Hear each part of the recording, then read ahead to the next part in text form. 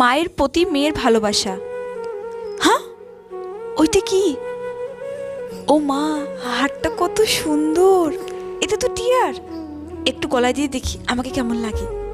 Wow, খুব সুন্দর লাগছে তো আমাকে। হ্যাঁ বৌদি, তুমি আমার হারটা চুরি করছো? না রে টিয়া, আমি তোর হার চুরি করিনি।